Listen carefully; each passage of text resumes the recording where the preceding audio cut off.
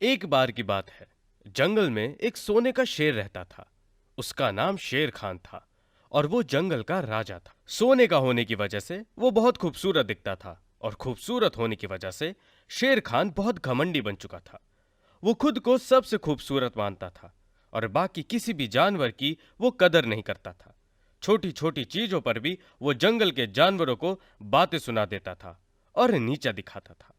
जंगल के सभी जानवर उसके इस बर्ताव से बहुत तंग आ चुके थे, पर कोई कुछ नहीं कर सकता था। सब चुपचाप उसकी बातें झेल लेते थे।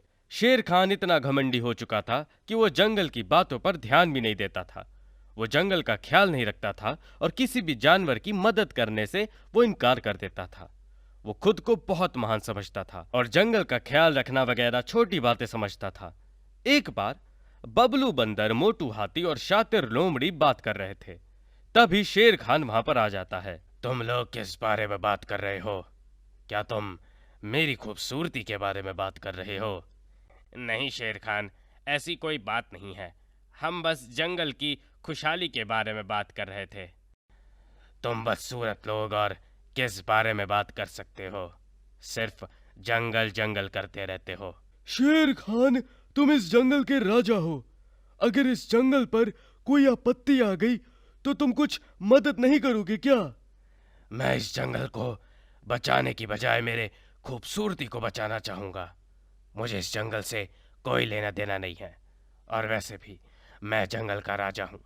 जंगल की प्रजा को जंगल के राजा को बचाना चाहिए। इतना कहकर शेर खान वहां से चला जाता है। तीनों जानवर राजा की ये बात सुनकर दुखी हो जाते हैं। कुछ दिन बाद जंगल में दोपहर के समय अचानक आग लग जाती है। जानवरों के बीच खलबली मच जाती है। सभी अपनी जान बचाने की कोशिश में लग जाते हैं। किसी को कुछ समझ नहीं आता। तभी मोटू हाथी, बबलू बंदर, लंबू जिराफ जैसे कई जानवर मिलते हैं। हमें कुछ करना होगा। जंगल के जानवर को बचाना हमारा फर्ज है। मैं जंगल की आग बुझाने में कुछ करता हूँ। तुम सब बाकी जानवरों को बचाकर जंगल के बाहर बड़े से मैदान पर लेकर जाओ। ये कहकर सभी अपने अपने रास्ते निकल जाते हैं। मोटू हाथी जल्दी से जंगल के बाजू वाली नदी के पास पहुंच जाता है।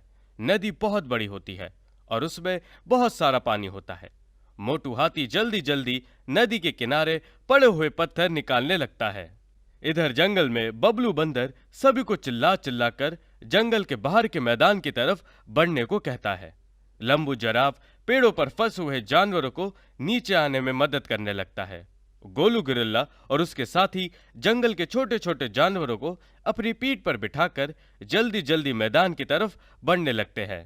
तभी शेर खान वहां पर आ जाता है और देखता है कि जंगल के जानवर कैसे एक दूसरे की मदद कर रहे हैं और साथ ही साथ जंगल को भी बचाने की कोशिश कर रहे हैं। पर यह भी समझ लेता है कि उसके हाथ में अब कुछ नहीं है। वो जंगल के जानवरों को बचाने में कोई भी सहायता नहीं कर सकता और उनके लिए कुछ कर भी नहीं सकता। उसके पास उसके खूबसूरती के अलावा कुछ भी नहीं था। ना लोग उसकी कदर करते थे, ना उसके कोई दोस्त थे। शेर खान बहुत दुखी हो जाता है। इधर मोटू हाथी नदी किनारे पड़े पत्थरों को हिलाकर अलग कर देता है और नदी का पानी जंगल की तरफ बढ़ जाता है और जंगल में आ जाता है और जंगल में लगी हुई आग बुझा देता है। सभी जानवर बड़े से मैदान पर आ जाते हैं। किसी को ज्यादा चोट नहीं लगी होती है। क्या तुम सब ठीक हो? किसी को कहीं चोट तो नहीं आई? नहीं मोटू, हम सब ठीक है और तुम्हारी वजह से जंगल की आग भी बुझ गई। तुम्हारा बहुत बहुत शुक्रिया। अरे ये तो मेरा फर्ज है। जंगल हम सब का है और उसे बचाना हम सब का फर्ज है। जंगल के राजा शेर खान ने तो इसमें कोई मदद नहीं की है। कहाँ है शेर खान? तभी शेर खान झाड़ियों में से बाहर आ जाता है। वो बहुत शर्मिंदा होता है और कहता है, मुझे माफ कर दो दोस्तों। मुझे मेरी गलती का एहसास हो गया है। मैं आगे से ऐसा ऐसा नहीं करूंगा। मैं तुम सब का और इस जंगल का ख्याल रखूंगा और अपना फर्ज अदा करूंगा। जंगल के सभी जानवर राजा शेर खान की यह बात सुनकर मुस्कुराते हैं। इस कहानी से हमें यह सीख मिलती है कि अपने फर्ज से कभी भागना नहीं चाहिए। अपने साथ साथ दूसरों का भी ख्याल रखना चाहिए।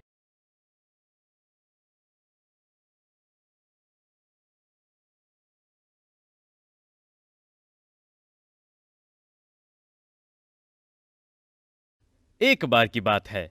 सोनू बकरी जंगल में अकेले घूम रही थी। वो यहाँ वहां कूद रही थी, अकेले ही खेल रही थी और जिंदगी के मजे ले रही थी। ऐसे ही खेलते खेलते वो जंगल से थोड़ा दूर आ गई। वहां पर दूसरा कोई भी जानवर नहीं था। नई जगह देखकर सोनू बकरी यहाँ वहां देखते देखते हर तरफ नजर फिराते फिराते चल रही थी और उसका ध्यान रास्ते पर नहीं था।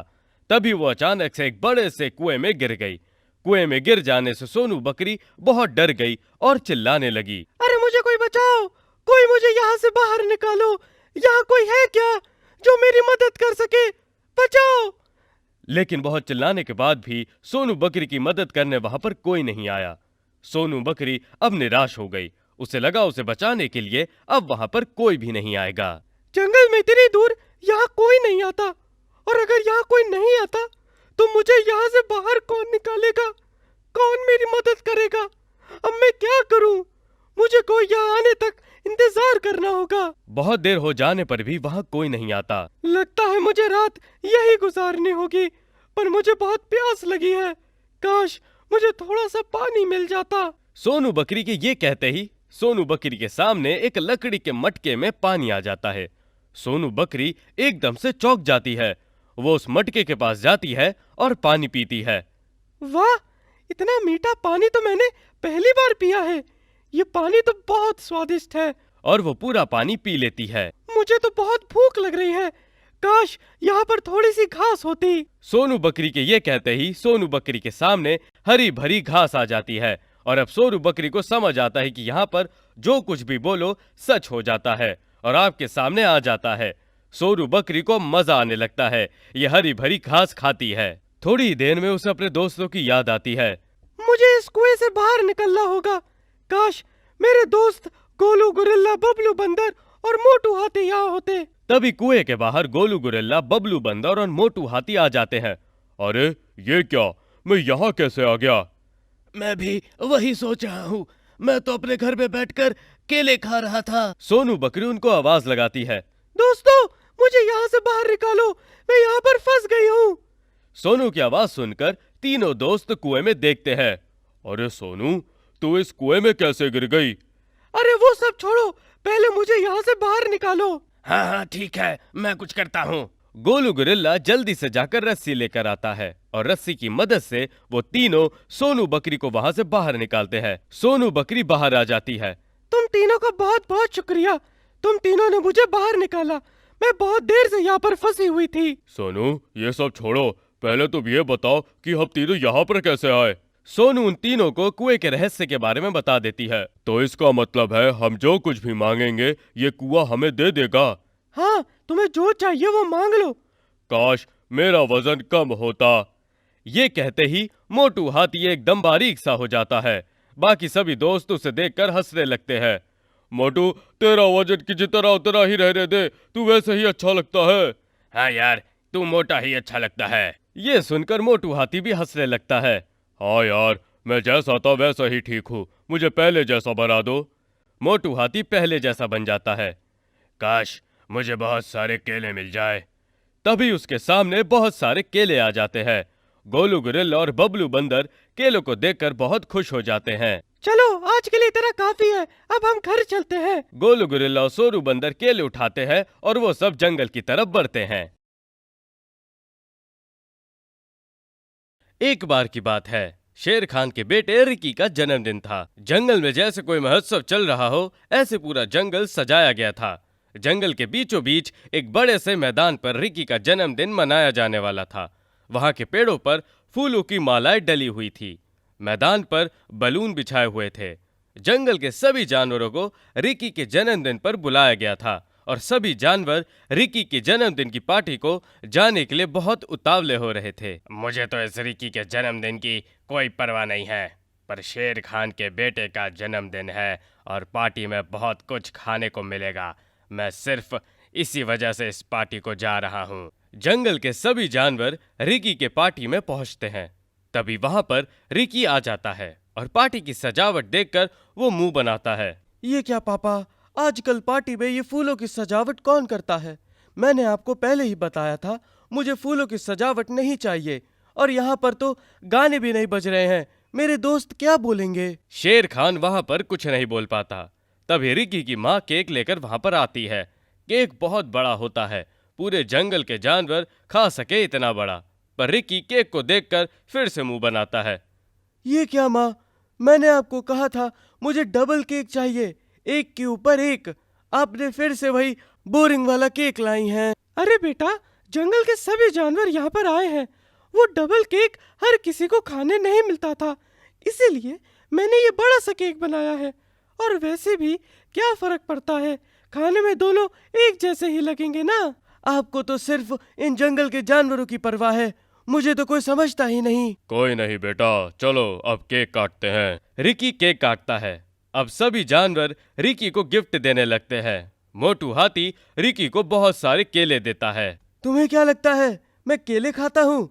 रखो तुम्हारे पास और तुम ही खाओ। रिकी का दोस्त बबलू बंदर रिकी को एक लकड़ी की छोटी कार गिफ्ट देता है। रिकी, ये कार मैंने खुद अपने हाथों से तुम्हारे लिए बनाई है।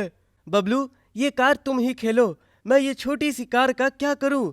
मेरे घर में बहुत सारे खेलने के कार पहले ही पड़े हुए हैं और वो इससे बहुत बड़ी हैं। रिकी का ये बर्ताव देखकर शेर खान और शेरनी शर्मिंदा हो जाते हैं। बाकी समय भी रिकी गुस्से में ही बिताता है, हर किसी को भला बुरा कहता रहता है। वहीं दूसरी तरफ खरगोश के बेटे पिंकू का भी जन्मदिन था। खरगोश के घर में पिंकू के लिए छोटी सी पार्टी रखी थी। माँ खरगोश ने घर थोड़ा बहुत सजाया था। पीकू के दोस्तों ने घर सजाने के लिए कुछ फूल लाए हुए थे और उन सब ने माँ खरगोश को घर सजाने में मदद की थी। मैं तो पीकू का जन्मदिन मनाने के लिए बहुत उत्सुक हूँ। हाँ, आज तो बहुत खुशी का दिन है। तुम दोनों का यहाँ आने के लिए बहुत बहुत शुक्रिया। हमारे दोस्त का जन्मदिन और हम ही नहीं आते। पापा खरगोश ने बहुत मेहनत करके बहुत दूर जाकर ढूंढ ढूंढ कर पीकू के लिए कुछ गाजर लाए हुए थे। थोड़ी ही देर में पीकू वहां पर आ जाता है। घर की सजावट देखकर वो बहुत खुश हो जाता है। बेटा, तुम्हें जन्मदिन की बहुत बहुत बधाई। शुक्रिया माँ। पापा खरगोश उसके लिए लाए हुए गाजर देते हैं। ये लो बेटा, तुम्हें गाजर बहुत पसंद है ना, इसीलिए तुम्हारे लिए ये गाजर लाया हूँ। गाजर को देखकर पीकू बहुत खुश हो जाता है और पापा खरगोश को गले लगाता है। पीकू के दोस्तों ने उसके लिए फूलों और पत्तों का एक छोटा सा मुकुट बनाया था। ये ले मेरे दोस्त, आज तेरा दिन है, और उसे मुकुट पहनाता है। पीकू मुस्कुराता है। शुक्रिया मेरे दोस्त। पीकू, मैं तुम्हारे लिए ब्रेड लाया हूँ। और पीकू को ब्रेड देता है। तुम्हारा बहुत बहुत शुक्रिया सोनू, मैं मजे से तुम्हारी ब्रेड खा जाऊंगा। और इसी तरह सभी खुश होकर पीकू का जन्मदिन मनाते हैं। इस कहानी से हमें ये सीख मिलती है कि कम मिले या ज्यादा, जितना मिले उसमें खुश रहना चाहिए।